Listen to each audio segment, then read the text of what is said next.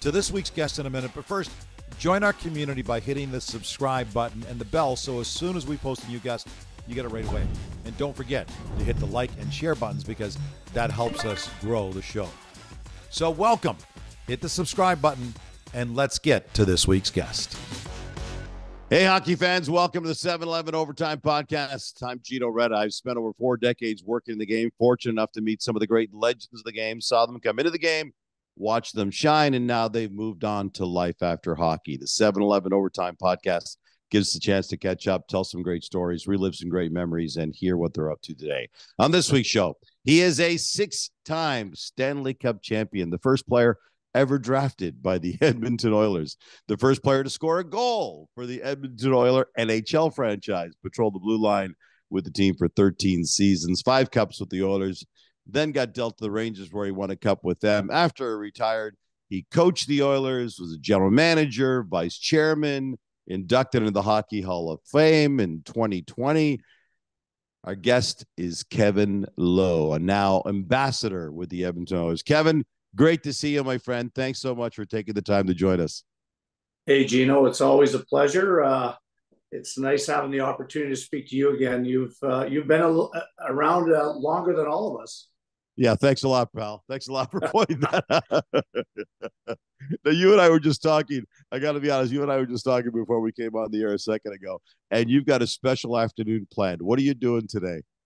Well, one of the great Canadians, Rick Hansen, is an avid fisherman, and through a great friend of mine, Bruno Muller, who's a good friend with Rick, we're going to go sturgeon fishing out Vancouver way. So it's if you've never had the opportunity to go sturgeon fishing, period, it's really a cool thing. But particularly with a guy like a great Canadian like Rick Hansen. A sturgeon, isn't that like a humongous sea monster? That's not a freaking fish. That's a monster. Yeah, it certainly is. And we're pretty fortunate. Canada has a wealth of, wealth of things in our country, particularly our ability to fish wonderful places. And the sturgeon is a real unique fish. And in fact, the record holder in Canada is a former Oiler goaltender, Pete Peters. Caught the record fish a couple of years ago. So I don't think we're going to do that today. But how big was that? I think it was about 11 feet long, and I don't know. I think it was close to 1,000 pounds or something. Very cool. That's insane. That's insane. Listen, you've been with the Oilers organization since '79 at all different levels of this organization, from a bright-eyed kid walking into a room that was filled with all-star talent to a guy who is now as an ambassador and in management, watching what's going on right now. Let's tell our audience we're recording this right now just before the Oilers and Canucks drop the puck in their second round series in this year's Stanley Cup playoffs. You've seen some amazing talent go through this organization. What do you think of this group of Oilers led by McDavid and Draisaitl? Well, the Oilers have been fortunate to have great, the greatest players of all time. When you think of Gretzky and Messier and many of the Hall of Famers, but really fortunate to have, in particular, Connor McDavid. Leon Draisaitl is a wonderful player, and they have a whole plethora of other great players. So I think they're very aligned, very well aligned to take a good run at winning the Cup this year. Nice to see the Canucks have a great season, and they've got some wonderful talent as well. So it's going to be, I think, a lot different series. And the Oilers have only played the Canucks twice in the playoffs, and I think back then we were quite a bit better than the Canucks. They were sort of a team just getting into the playoffs, whereas, this team this year is, they can skate and play at a high offensive tempo, like the Oilers can. So as hockey fans, we're going to be treated to a wonderful series. It's going to be awesome. I want to take you back to your initial days. For hockey, the younger hockey fans right now don't realize all they understand is the Oilers have been incredibly successful, and you were a huge part of that. But when you were a young kid still playing junior, the Oilers were a WHA teams. They were not an NHL team, and now you're going into the draft and you find out you're drafted by the Edmonton Oilers as they're finally moving into the NHL in their inaugural season. So as you step into the NHL, the Oilers become an NHL team. Now, in retrospect, it's like, holy crap, things went really, really well. But what were you thinking at the time when it all started to unfold? Well, if I go right back to the beginning, I mean, you're talking 1979. There wasn't anything close to the amount of attention and in terms of media coverage and in all sports, but in particularly in hockey. I mean, if you didn't subscribe to the hockey news in the summertime, you really didn't know much about hockey, or there was, like I say, no news. I mean, now on your phone, I mean, you can get up to date stuff happening regularly. So I didn't even know the Oilers were going into the National Hockey League. And when my agent at the time phoned to say that, and that particular year, the draft was delayed till August because of the merger between the World Hockey Association and the NHL, that, we didn't get the luxury of actually going to the draft. And when my agent phoned to say, okay, well, you've got your wish, you're a first round pick. He said, I asked him where, he said the Edmonton Oilers. I said, Edmonton? I mean, what do you mean Edmonton? He says, Edmonton going to be in the NHL this year. So to your point, yes, fast forward to I arrive in Edmonton and I'm like 3 or 4 days into training camp, and a younger guy than I am by a year and a half skates up to me by the name of Wayne Gretzky, and he says, hey, how about you and I getting a place together? And, I said to Wayne, I said, well, I don't even know if I'm going to make the team. And he said, don't worry, you're going to make the team. And of course, the rest is history. So, really fortunate. It was a double draft year because the 18-year-olds came into that draft. So guys like Ray Bourque came in as an 18-year-old, and I think Tom McCarthy, Paul Reinhart. There was a bunch of guys that really changed the draft, and I was projected to go much higher. But these players that were going to be draft picks the following year sort of changed the whole sequence of who was picking where, and really thought, well, I was a little unfortunate, but clearly I wasn't. It's always interesting to hear how different guys have different perspectives on the same story. When Gretz tells the story about you two moving in, it had more to do with the fact that he was hungry. You tell that story. Yeah. He couldn't cook. Yeah, that's right. So he was looking for you, and he considered you a gourmet cook. I'm not sure how much that's true, but apparently you could cook and you kept them fed. And then you step onto the ice for your first NHL goal. And who scores the first goal in the history of the Edmonton Oilers NHL franchise? What was that like? And the guy who teed it up for you was 99. Yeah. And I was on the power play of all things. So Paul Coffey wasn't there yet. So that was the only reason why I was on the power play. But that in itself was amazing because, that was our first taste of playing an NHL team, because we'd played some exhibition games against WHA teams. We didn't play an NHL team, I don't believe, in exhibition. And so we're in Chicago on October 10th, 1979. And it was almost mind-boggling how loud it was in the building. And before we know it, we were down 2-0. It was like 7 minutes of the game, and they were just hammering us. And I thought, oh my goodness, this is going to be a very long season.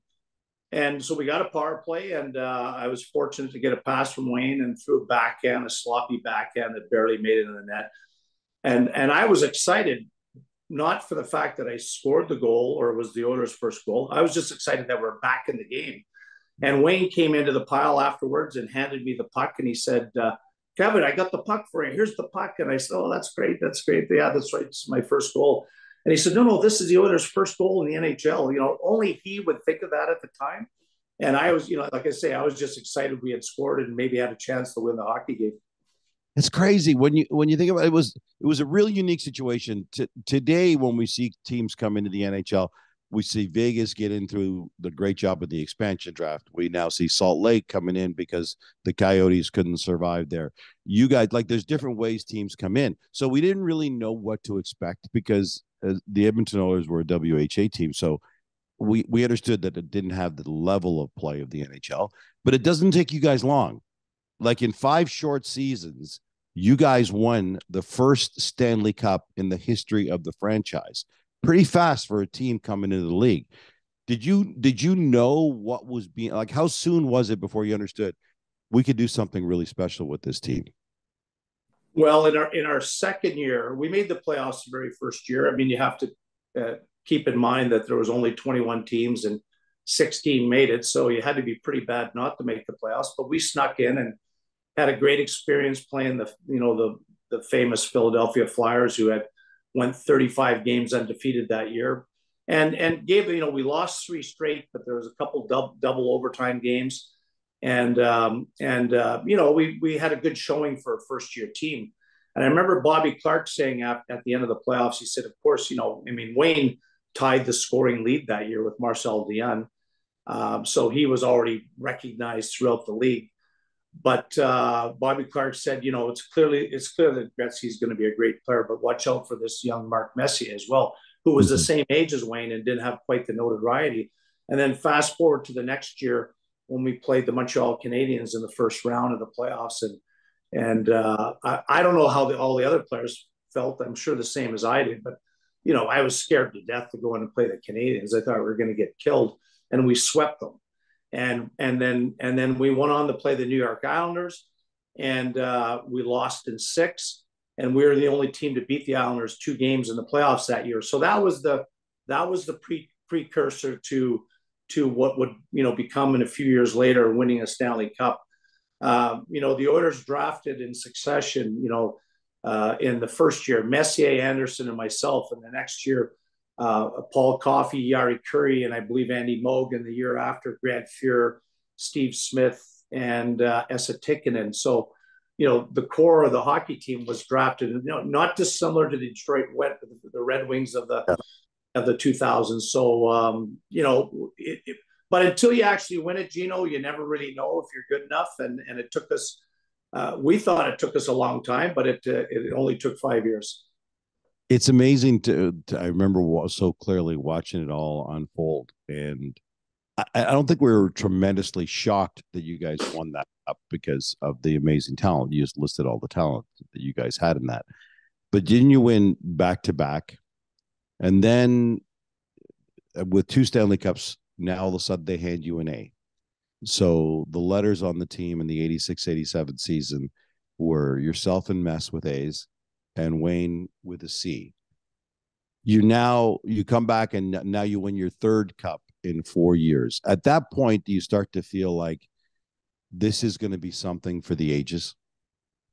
Yeah, no question. That's when we started to want to be special. And, we had a great example or a couple of them in the years prior to us, growing up as kids watching the Canadians win 4 straight. I wasn't old enough to see them win 5 straight, and then of course the Islanders, when we broke into the league, our very first year, the Islanders won their first cup and then won 4 straight. So that was the level. If you wanted greatness, that's what you had to achieve. And unfortunately, we lost to Calgary in '86, and missed that ability to run the gambit of 5, 4, 5, maybe 6. Who knows? But 4 and 5 years was pretty special with Wayne in the fold. And then the TSN trademark, TSN turning point at that point, in some ways, June of '88, you guys win your 4th cup in 5 years, which is amazing. So now you're like, okay, this is going to last forever. This, why ever break this up? This is an incredible gravy train. And 2 months later, August of '88, you find out Wayne is traded to the LA Kings. We've all dealt with that story many times. We've seen Wayne at the podium when, I told Mess I wouldn't cry. What was that moment like for you guys on the team? And for you, because, you and Wayne were very, very tight, to the realization that, holy crap, we just built a team that won 4 cups in 5 years and you're trading away our captain. Yeah, interestingly enough, I was in St. John's, Newfoundland, at Bob Cole's golf tournament. And I was playing in a foursome with Marty McSorley, who happened to be included in that trade. And I think we're towards the end of the tournament, maybe on the 14th or 15th hole. and Marty got called to go to the pro shop to take a call, which seemed kind of, you know, what could it be? You're thinking family health or something. And then there was this weird, after, you know, within minutes, you could see that there was something crazy going on the golf course. You could see people reacting, and nobody really knew yet, and we didn't find out till we got into the clubhouse.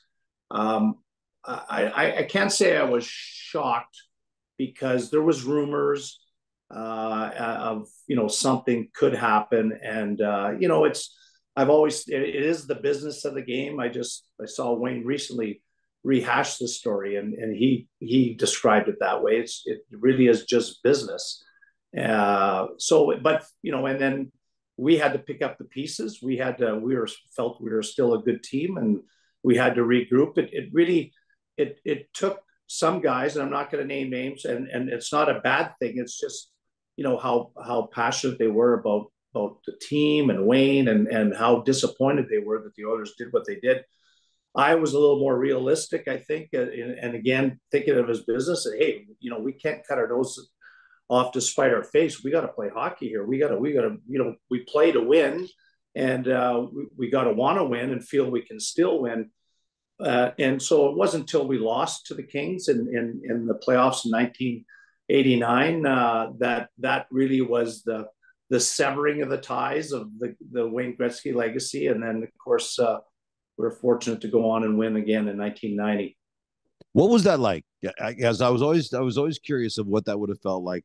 I mean, people always like to say, "Yeah, but you had Wayne. Yeah, but you had Gretz. Of course, you're going to win." But then you two seasons later, you win your own personal 5th cup with the Edmonton Oilers, which is an amazing accomplishment at any time. But to do it without the greatest player in the game at that point, what did that mean to you and your teammates in that room when you did it like that, with when the fact that he was gone?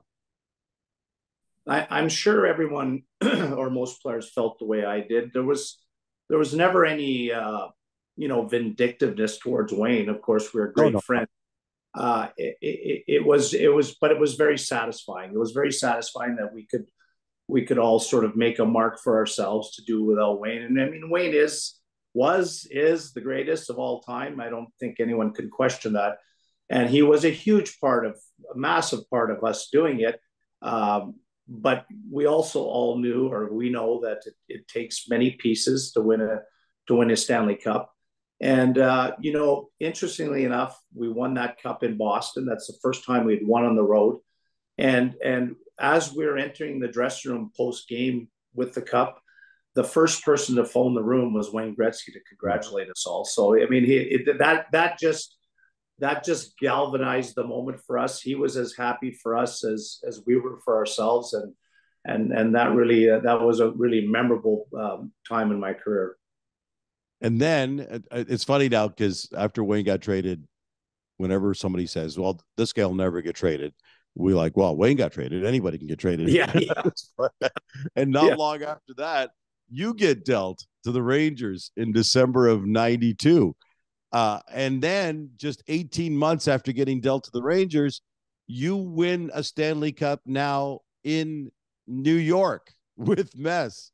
What was that like? And you talk about feeling of satisfaction. What was it like to be dealt away, but from the Oilers, but to the Rangers, who clearly still saw a lot in you, and then you deliver with a cup just 18 months later? Yeah, that cup, which happened to be my 6th, was really special. The Rangers hadn't won a Way cup. to just drop that, Kev. That cup would just happen to be my 6th. I know people often say you won 5 cups, and I say no, 6, but who's counting? Yeah.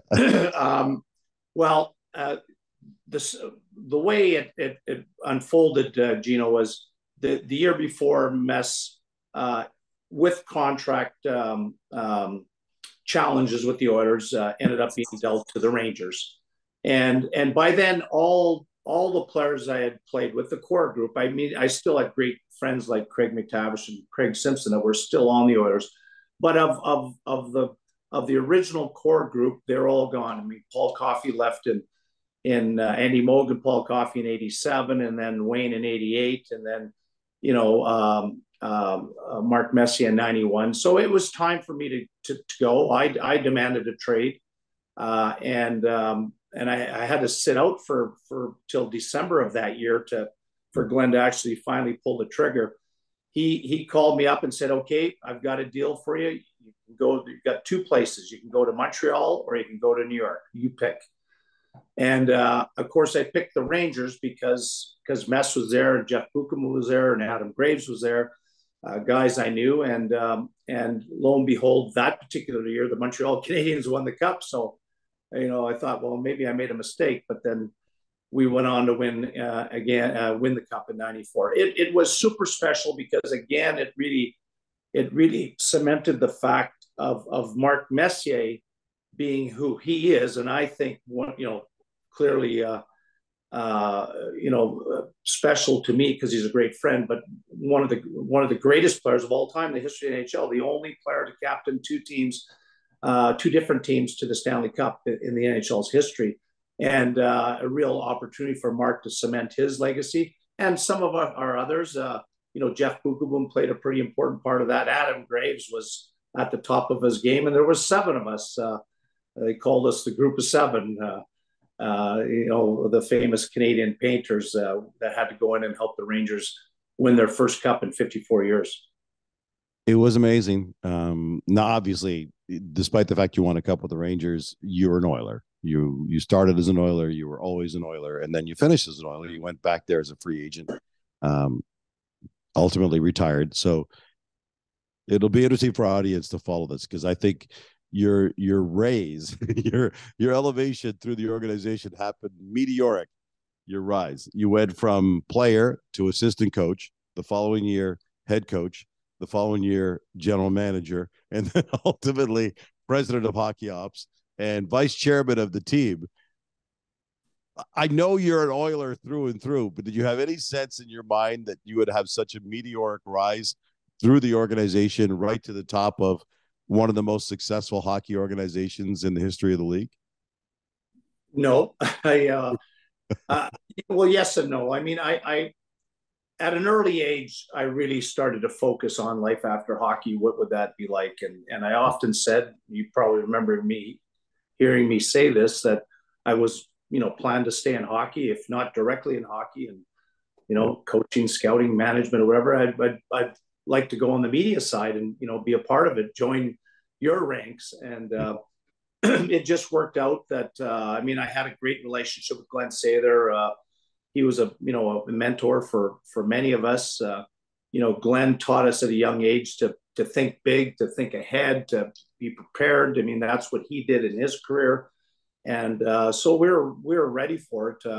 When I did go back to the Oilers in 1996, I signed a contract to play for one more year and then to coach afterwards, not to head coach. I mean, it was just a general sort of in my contract coach. It could have been fourth coach. I never expected to be head coach. I just wanted to start to get accustomed with that job and hopefully evolve into something down the road. And then after the first year as assistant, Glenn wanted to make a head coaching change, and Craig McTavish was actually assistant coach in New York, and he had been coaching for a few years, and him coming over was a huge help. And then when Glenn Sather left to go to New York, the Oilers ownership group came to me.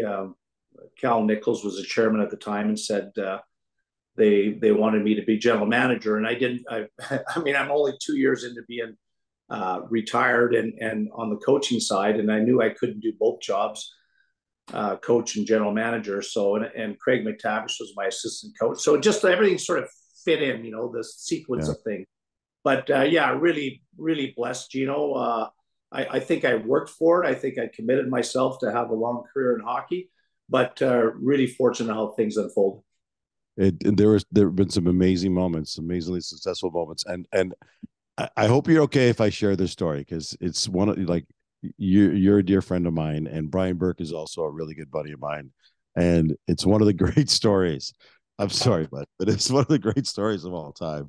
The very public feud that ended up happening between yourself and Berkey. And I got to get your take. I've had Berkey's take on it, where okay, just backdrop to our audience. You're okay if I share the story, right? Oh yeah, sure. Okay. Sure. So the backdrop to the story is you guys went all the way to the cup final. Then all of a sudden there's some struggles. Ryan Smith is gone. Chris Pronger is gone. You got to go out there and make a splash as the GM of the team. So you try to sign Thomas Vanek to an offer sheet, which is really taboo amongst GMs. It's like you're allowed to do it, but don't do it, because if you do it, everybody's going to jump down your throat. So you don't get Vanek because they match. Now you offer sheet Dustin Penner, who happens to be one of Brian Burke's players. Burke, because you offer sheeted him, means you went out there and offered him a contract more than Brian Burke could afford to keep him on the team. So now there's a feud that's going on between yourself and Brian Burke. Do you mind picking up the story there? Yeah, where do I begin? I know Berkey's side of the story is always a little bit different than the way I see it. But no, it's at the end of the day, looking at what happened, I think from Berkey's side, he was upset that I hadn't talked to him before. We ended up throwing off the offer sheet, and actually, I'll go back even further. If you look at the media coverage prior to all that, we had stated that we were desperation's maybe not the definition of where we were, but we were very close because we just couldn't get any players. So we had a whole bunch of draft picks. We tried to make moves at the draft that year. We couldn't do anything. Then we got to free agency, and we offered big money to a bunch of players, and they wouldn't want to come for various reasons. So our third option and last option was an offer sheet, and I had stated that months before it happened. As it carried on, Berkey was quite upset, and we had a little bit of a public feud. And he says I challenged him to a fist fight, but I don't ever recall that. He claims that he wanted to rent a barn somewhere up in northern U.S. And then Gary Bettman had to step in and say, "You two idiots! You even think about doing something like that? You're both be out of the league." I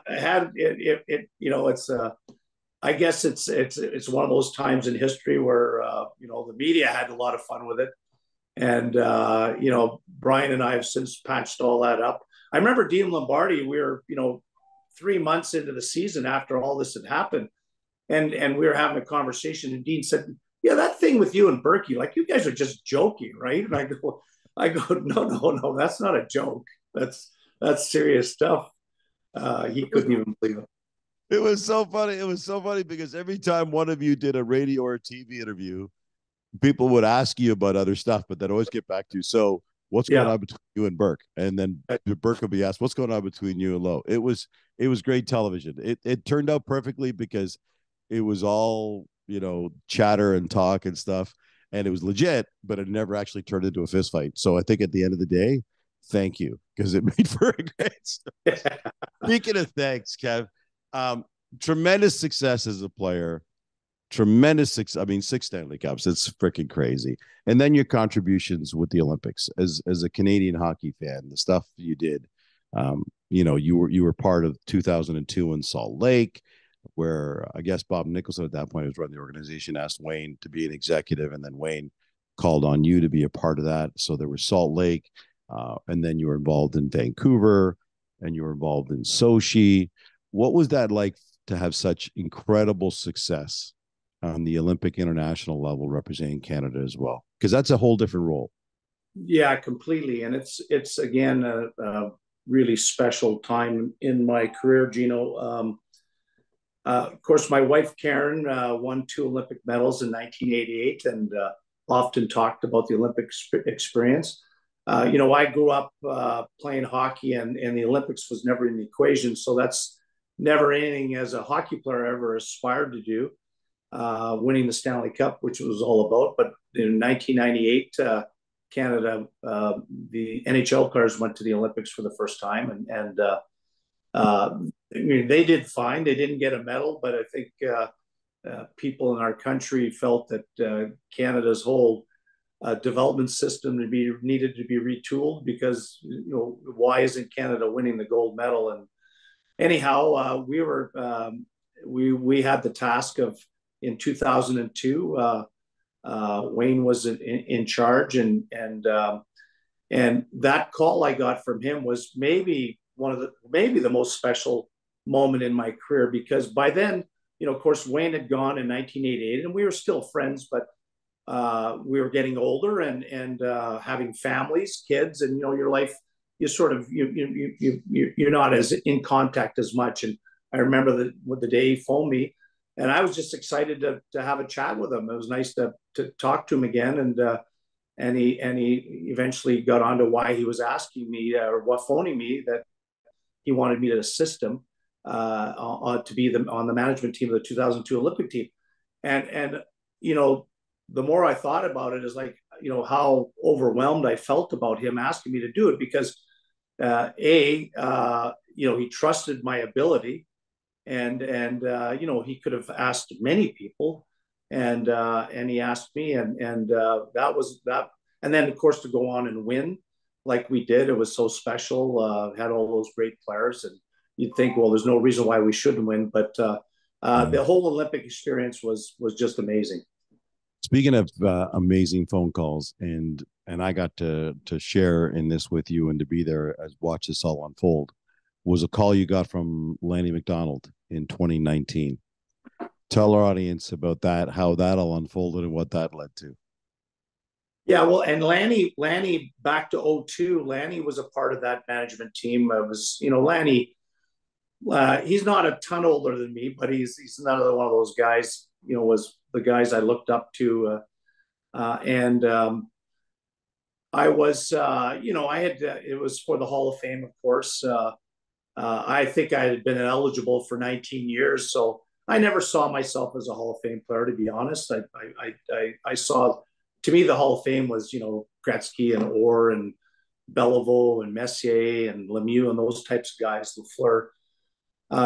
But I was cutting my lawn at Edmonton, and I saw on call display Lanny's name came up, and I knew it was selection day, and I was like, no, this can't be. And Lanny, I answer the phone, Lanny, hey, Kevin, it's Lanny. I go, hey, Lanny, what's going on? And anyhow, long story short, he phoned me to tell me I had been chosen to go in the Hall of Fame, and that was an equally special call, I have to confess. Amazing, Kevin. It's been so much fun catching up with you. You've always got that great smile because you love what you did. Before you take off, and we're almost out of time, I want to play 5 fast facts with you. Okay, I'm going to ask you 5 rapid fire questions. You give me the quick answers that come to your mind. Okay, it's always fun to play this because then you got to get a little bit of raw. Oh yeah, I never thought of that. Okay, are you up for it? Okay, I'm ready. All right, time now to play 5 fast facts with 6-time Stanley Cup champion and Hockey Hall of Famer Kevin Lowe. All right, Kev, the best teammate you ever played with, who was it? Mark Messier. Who was the best coach you ever played for? Glenn Sather. Who did you hate playing against the most and why? Tim Hunter, because he used to beat on me. That's fair. Your favorite NHL city to play in other than Edmonton, because that would have been obvious. Montreal. Why? What was so special about Montreal? Well, I grew up in the Montreal area, and it was just, the forum was, it was the hall, right? The guys in Ontario, of course, Maple Leaf Gardens, but for me growing up in Quebec, it was Montreal. One final question for you. If you hadn't become an NHL player, what career do you think Kevin Lowe would have had instead?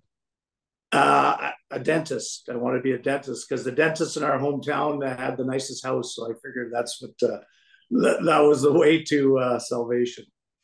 Listen, on behalf of all hockey fans, I'm glad you spent time on the ice and not in people's mouths, Kevin. Thank you, Kevin, it's been great catching up with you, my buddy. I know you're out there catching some sturgeon today. If you do set a record with something out there, send me the picture. We'll post it. All right. You got it, Gino. It's always a pleasure. Thank you.